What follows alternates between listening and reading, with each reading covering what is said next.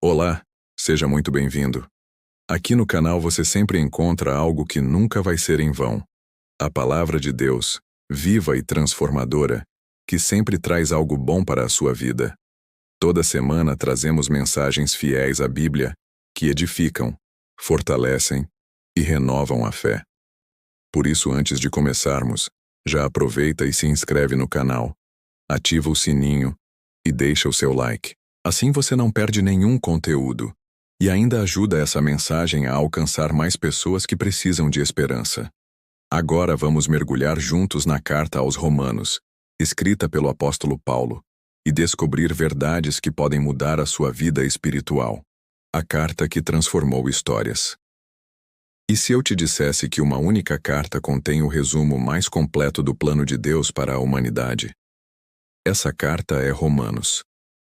Escrita pelo apóstolo Paulo, por volta do ano 57, destinada à igreja em Roma, no coração do império, ela não é apenas um texto antigo, é um fundamento sólido para a fé cristã.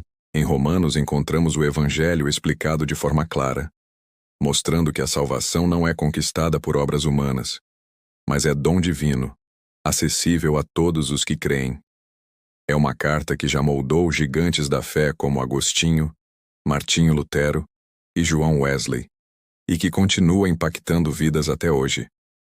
Romanos trata da graça, da fé, do pecado, da redenção e do poder do amor de Deus. Desde o início, Paulo nos mostra que não é apenas teologia, é vida, é prática, é transformação real. E a pergunta é: o que essa carta pode fazer na sua vida hoje? Quem era Paulo? A transformação do perseguidor. Para entender a profundidade de Romanos, precisamos conhecer quem a escreveu. Paulo, antes chamado Saulo, era fariseu, conhecedor da lei e perseguidor implacável dos cristãos. Nascido em Tarso, um centro cultural do império, ele cresceu entre tradições judaicas e valores greco-romanos. Sua vida mudou radicalmente no caminho para Damasco, quando Jesus apareceu em glória e lhe disse: Saulo, Saulo, por que me persegues? Atos 9:4. Cego fisicamente, mas com os olhos espirituais abertos, Saulo reconheceu que Jesus é o Messias prometido. Aquele que destruía a igreja se tornou seu maior pregador.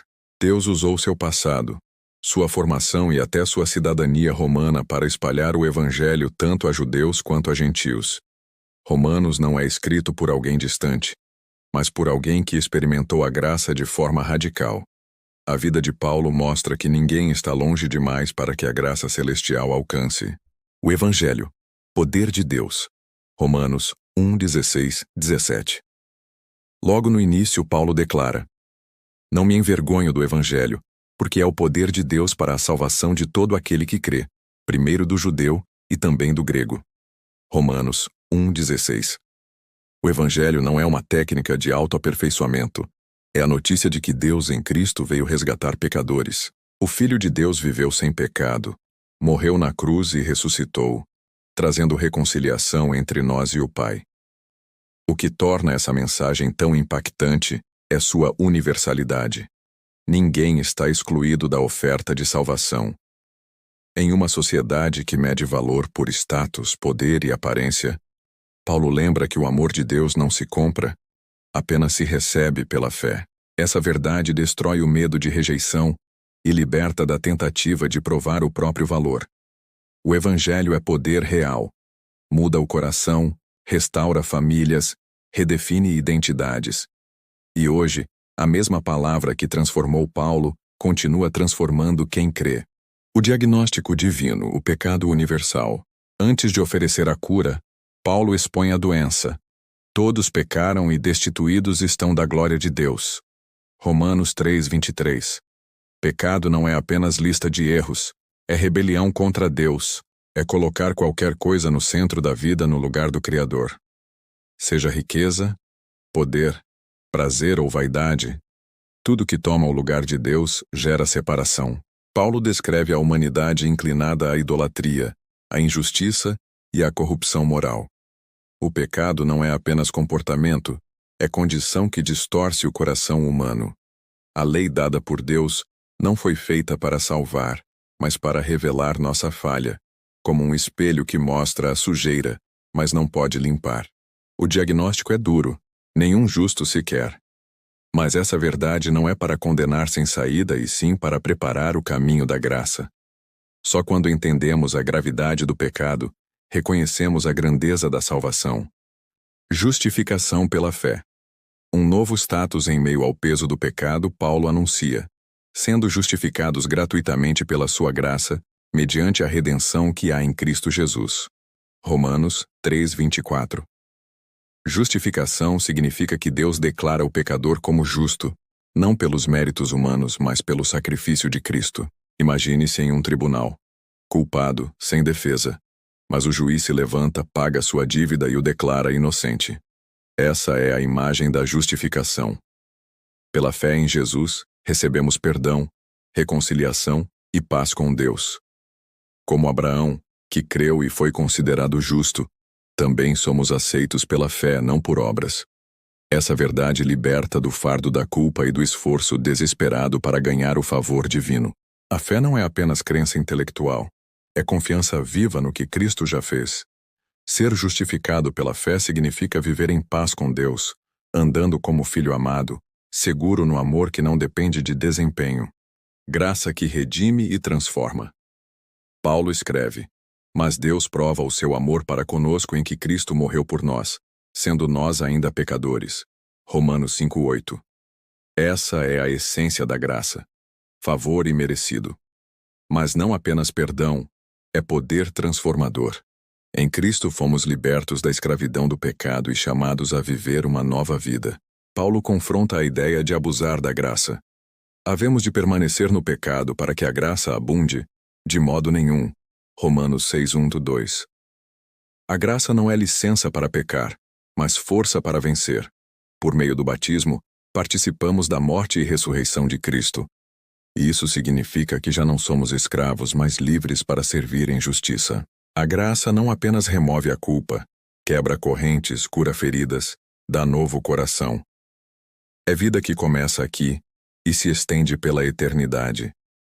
Quem recebe essa graça descobre que não existe passado tão pesado que Deus não possa redimir. A luta interior e a vitória em Cristo. Paulo abre sua alma. O bem que quero não faço, mas o mal que não quero esse faço. Romanos 7:19. Ele descreve a luta entre desejar obedecer e a fraqueza da carne. É a experiência de todos nós. Querer agradar a Deus, mas tropeçar. A lei mostra o padrão, mas não dá força. Isso leva Paulo a clamar: Miserável homem que eu sou, quem me livrará do corpo desta morte? Romanos 7:24. A resposta explode em esperança. Agora, pois, já nenhuma condenação há para os que estão em Cristo Jesus. Romanos 8:1. A luta é real, mas a condenação foi cancelada. Em Cristo, somos livres do jugo da culpa. A vitória não vem de esforço humano, mas do Espírito Santo, que nos capacita a viver em novidade de vida. Esse trecho é consolo. Mesmo caindo, não estamos sozinhos. Temos um Salvador que intercede e sustenta até o fim. Vida no Espírito e o amor inseparável. A vida cristã não é vivida na força humana, mas no Espírito Santo, que habita em nós e dá testemunho de que somos filhos de Deus. Ele nos ajuda em nossa fraqueza, intercede com gemidos inexprimíveis e garante que todas as coisas cooperam para o bem daqueles que amam a Deus. Romanos 8:28. Essa é uma promessa de esperança. Mesmo no sofrimento, Deus trabalha para nos conformar à imagem de Cristo. Paulo chega ao clímax. Se Deus é por nós, quem será contra nós? Romanos 8:31. E termina com uma das declarações mais poderosas da Escritura. Nada, absolutamente nada, nem morte, nem vida, nem anjos, nem potestades, nem o presente, nem o futuro, pode nos separar do amor de Deus que está em Cristo Jesus. Esse amor é firme, inabalável e eterno. É nele que repousa nossa segurança, nossa alegria e a coragem de viver em fidelidade. Israel, a Igreja e o amor ao próximo. Paulo chora por Israel e afirma: a palavra de Deus não falhou. sempre houve um remanescente fiel. E Deus, em sua soberania, abriu as portas da salvação a judeus e gentios. Usando a imagem da oliveira, mostra que fomos enxertados na promessa, e isso nos chama à humildade. Depois, aplica o Evangelho ao dia a dia. Apresentai os vossos corpos por sacrifício vivo, santo e agradável a Deus, que é o vosso culto racional. Romanos 12:1. Paulo descreve a igreja como um corpo com muitos membros e dons: ensino, serviço, generosidade, misericórdia, liderança. Todos são necessários. O amor deve ser sem hipocrisia. Devemos vencer o mal com o bem, respeitar as autoridades e viver em paz. Nas diferenças, acolher uns aos outros em Cristo, sem julgar disputas secundárias. O amor é a dívida permanente do cristão. Viver o Evangelho é viver em comunidade, praticando misericórdia, humildade e serviço. No capítulo final, Paulo cita nomes, homens e mulheres que serviam com fidelidade, lembrando que a igreja é feita de pessoas transformadas pela graça. Ele encerra com uma bênção. Ao único Deus sábio, seja dada glória por meio de Jesus Cristo para todo o sempre. Romanos 16:27. E essa deve ser a nossa postura: viver para a glória de Deus, como testemunhas da sua graça. Oração.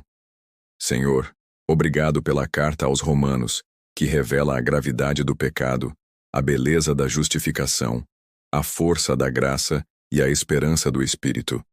Ensina-nos a viver como sacrifício vivo, a amar sem fingimento, a servir com humildade e a confiar que nada pode nos separar do teu amor em Cristo. Que essa palavra molde nosso coração e nos faça andar em obediência e gratidão. Em nome de Jesus. Amém.